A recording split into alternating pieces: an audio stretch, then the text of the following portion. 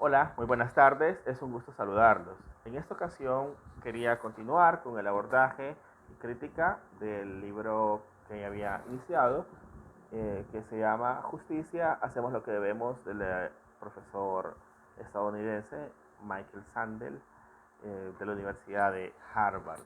Bien, este autor tiene varios libros brillantes como este o como La tiranía del mérito, de que también los recomiendo. Pero bueno, en Justicia, tal como abordamos en el primer tema, que fue introductorio, y en el segundo, el utilitarismo, Sandel habla de modelos tomados por sociedades o teorizados por la sociedad, en los cuales eh, realiza en estos modelos teóricos específicos una concepción de justicia. Es decir, estos modelos están detrás de una concepción de justicia. Para el caso que ahora abordamos, el libertarismo, el valor principal, lo dice su propia palabra, sería la libertad individual. Es decir, una sociedad es justa cuando el individuo no tiene mayor coacción para ejercer su libertad individual. Esa es una sociedad justa para el libertario. Por eso el libertario propone un estado mínimo, un estado que no tenga facultades importantes para coartar la libertad del individuo. Entre ellos expresa que las únicas potencialidades, las únicas facultades que debería tener un Estado en una sociedad justa, libertaria, serían aquella fuerza necesaria para hacer cumplir los contratos, es decir, tribunales, es decir, una cierta fuerza pública para ello, una fuerza pública para proteger del robo y de la usurpación, la propiedad privada, igual tribunales y una policía, una especie de policía, y una fuerza necesaria para mantener la paz, siempre a nivel de seguridad pública, nacional, e incluso podría hablarse en algún momento de seguridad eh, para fronteras para afuera, ¿no? Que en el mundo ideal libertario, básicamente, donde todos fueran libertarios, no sería tan necesaria porque no habría esa intención de conquistar de forma absoluta al otro. Eso es una contradicción en sí, porque por ejemplo un patrón o un dueño de los medios de producción, por ejemplo, básicamente tiene facultades, tiene dominio sobre los subyugados, sobre la clase de trabajadores que trabajan para él. Tiene ciertas facultades para moverlos, para asignar, etcétera. Pero bien, en principio, me estoy metiendo en otro problema, en principio en el estado mínimo, eh, una fuerza que mantenga también la paz dentro de la sociedad, como que pueda repeler algún tipo de ataque desde afuera. Se opone el libertario al paternalismo, así lo llaman ellos, es decir, a servicios sociales, a todo tipo de intervención estatal, o sea, todo aquello que haga crecer al Estado a niveles mayores a esos tres requisitos: cumplimiento de contratos, seguridad eh, pública y las instituciones necesarias para proteger la propiedad privada de cada uno de los individuos de esa sociedad libertaria ideal. También se oponen, además del paternalismo, a legislar sobre la moral. Para el libertario, por decirlo de una manera, la persona, el ciudadano, es dueño de sí mismo y no tiene eh, que rendir cuentas más allá de su conciencia. Es decir, no se puede regular, no se puede normar en base a la moral.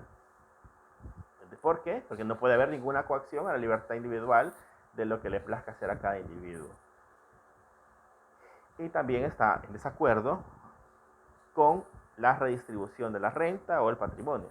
Igual, como quiere un estado mínimo, aunque igual para tener una policía, para tener tribunales que juzguen delitos contra el patrimonio, etcétera, habría que pagar, ¿verdad? Entonces, también eso es relativo porque sí estarían dispuestos solamente a tributar, por así decirlo, para esas tres instituciones: seguridad pública eficientes, tribunales eficientes para proteger la propiedad privada y unas instituciones necesarias para hacer cumplir contratos, es decir, las expresiones de voluntad que con plena libertad se han tomado para pactar algo.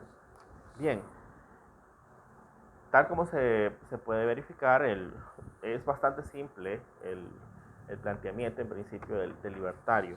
Y eso permite que en ocasiones pueda combinarse con otro tipo de ideologías o con otro tipo de posturas dentro del espectro político.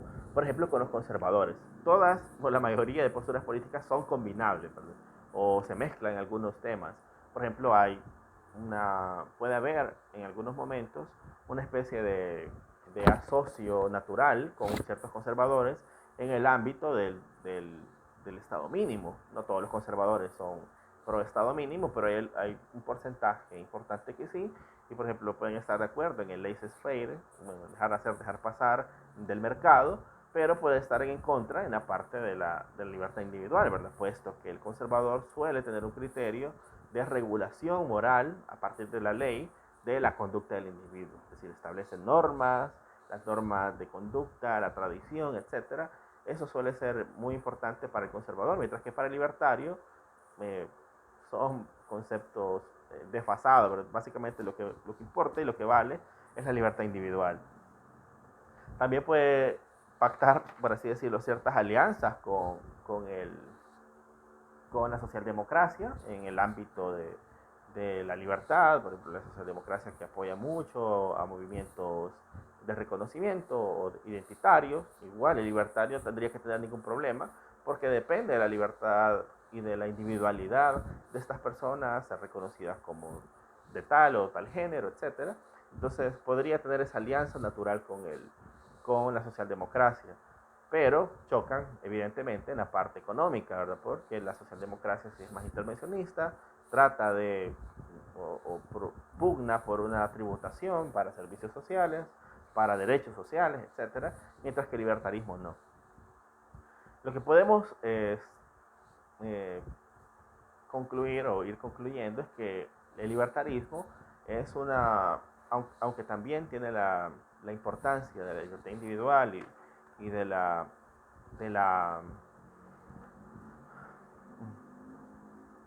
bueno, de que la persona pueda someterse a sus planes de vida, etcétera, lo pone en un pedestal bastante importante.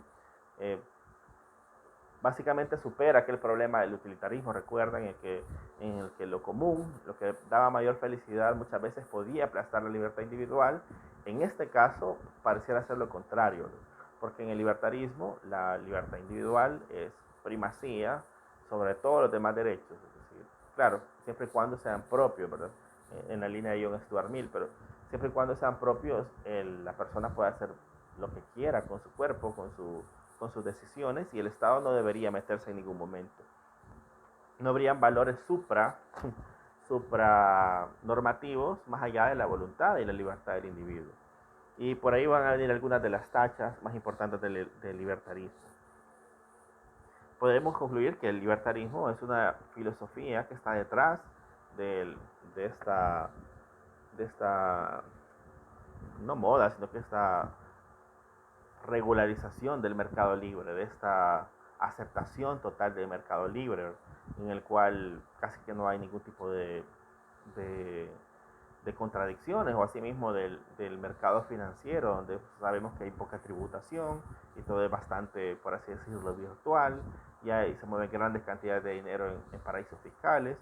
Digamos que el libertarismo estaría eh, es valedor de ese tipo de ese tipo de opciones, de ese tipo de acciones, ¿verdad? Porque dice, como no está de acuerdo con que tributen, porque el Estado no debería coaccionar la libertad individual, pues ni modo, al pobre millonario le toca desviar fondos a paraísos fiscales, es decir, básicamente lo justifican. Pero uno de los grandes problemas eh, del libertarismo es precisamente esa falta de límites. O sea, el límite es simple y sencillamente la voluntad del individuo.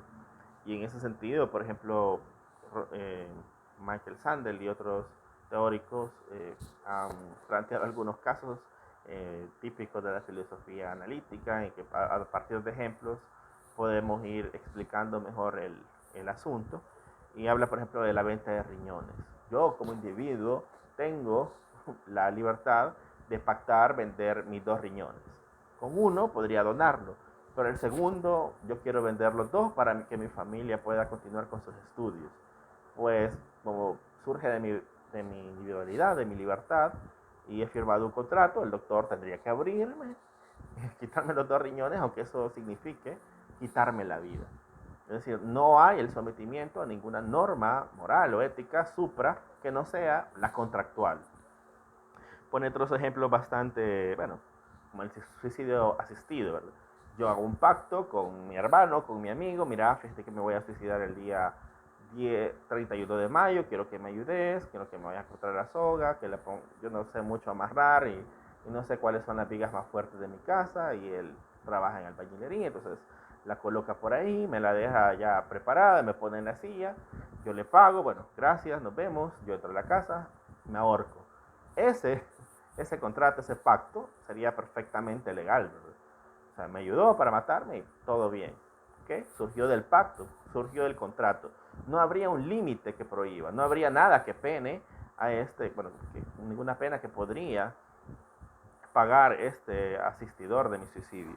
Y otro de los ejemplos casi graciosos es, aunque en el fondo tiene mucha, o sea, sigue la misma lógica y es así de grave, tiene que ver con el canibalismo pactado, que es, bueno, un caso no ficticio, sino que sucedió en Alemania, el cual, bueno, a partir de ahí sacar el ejemplo, en el cual, por ejemplo, yo tengo algún fetiche raro, por así decirlo, en el cual quiero ser comido por otro ser humano. Y resulta que hay un loco que le gusta comer gente.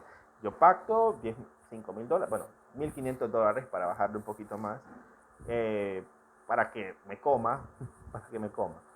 Bueno, yo me inyecto, qué sé yo, me tomo algún tipo de medicamento y esta otra persona me come.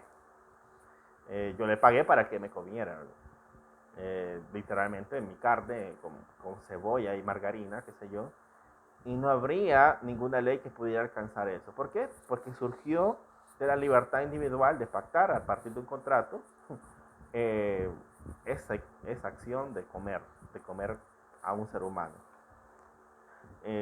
La única intervención que el Estado podría hacer en el caso del canibalismo pactado es cobrar los tributos correspondientes a las instituciones que velan por el cumplimiento de contratos, por la seguridad pública, etcétera. Pero no tendría ningún tipo de pena, o sea, porque fue pactado. Entonces, la gran pregunta, y esta es la crítica que no logra sobrevivir el libertarismo, es que parte de una premisa de una ética o una moral pública o de todas las personas muy elevada, y en la cual no podría juzgar este tipo de acciones pero tan complejas, tan difíciles, eh, que surgen de la voluntad.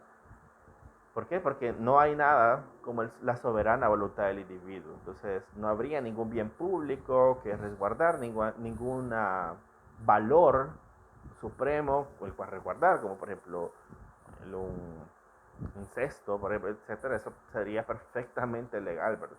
No habría ningún miramiento a hacerlo, o esto del canibalismo pactado, etcétera. No habría valores superiores que podrían regular.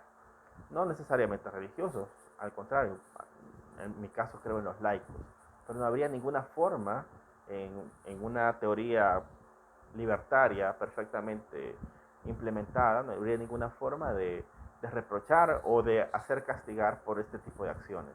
Todo sería perfectamente legal, un bien de alquiler, etc. Todo se sometería a la voluntad soberana del individuo. Entonces, el colectivo, colectivo, lo social, básicamente queda anulado, porque lo único que importa es el individuo. Y ni que hablar del ámbito comercial o del ámbito empresarial, ¿verdad? Donde, o sea, todo dependería básicamente de la voluntad del individuo, que daría mucha más desprotección laboral, por condiciones laborales o de prestaciones, etcétera. No habría ningún tipo de interés por lo común, del interés por el otro. Así que, bueno, esto fue el libertarismo o justicia como libertad. Una teoría de difícil implementación que, al menos en el caso personal, no me cuadra. Saludos.